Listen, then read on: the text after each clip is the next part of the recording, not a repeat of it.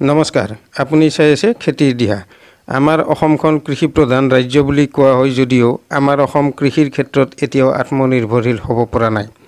আমাৰ অসমখনক কৃষিৰ দিশত এটা নতুন মাত্ৰা দিবলৈ আমাৰ এক ক্ষুদ্ৰ প্ৰয়াস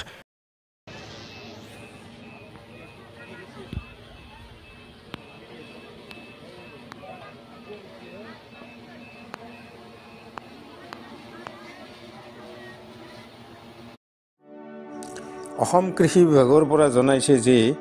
এই ড্ৰোনখনেৰে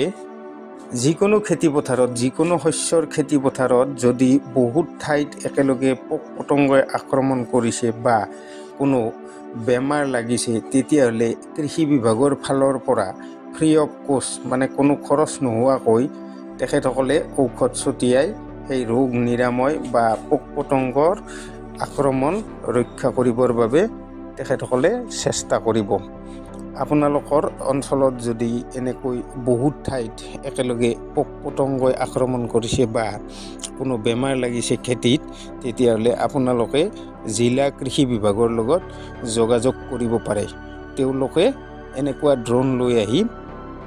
সেই খেতিডৰাত যিখিনি ঠাইত মানে পোক পতংগৰ আক্ৰমণ হৈছে বা বেমাৰ লাগিছে সেই খেতিডৰাত তেখেতসকলে ঔষধ ছটিয়াই দিব এই ড্ৰোনখন আমি দেখা সাধাৰণ ড্ৰোনতকৈ বহুত বেছি ডাঙৰ আৰু ইয়াত চাৰিওফালে প্ৰায় 6ডাল স্প্ৰেয়াৰ লগোৱা আছে আৰু ইয়াত থকা টেংকিটোত প্ৰায় 15ৰ পৰা 20 লিটাৰ পানী ধৰে তেখেতসকলে গৈ কিনে আপোনালোকক যিখিনি ঠাইত পতংগই আক্ৰমণ কৰিছে সেই ঠাইখিনিত আপোনালোকক বিনামূলীয়া মানে তেখেতসকলৰ পৰা যোগান ধৰা ঔষধ আদি লৈ গৈ আপোনালোকক স্প্ৰে কৰি দিব আৰু কৃষি বিভাগৰ লগত আপোনালোকে যোগাযোগ কৰিব লাগিব আৰু মনত ৰাখিব মাত্ৰ কি অকণমান ঠাইত হ'লে তেখেতসকলে এইখন ব্যৱহাৰ নকৰে একেলগে বহুত ঠাইত যদি বেমাৰে ধৰিছে তেতিয়াহে তেখেতসকলে এইখন লৈ গৈ মানে ঔষধ স্প্ৰে কৰিব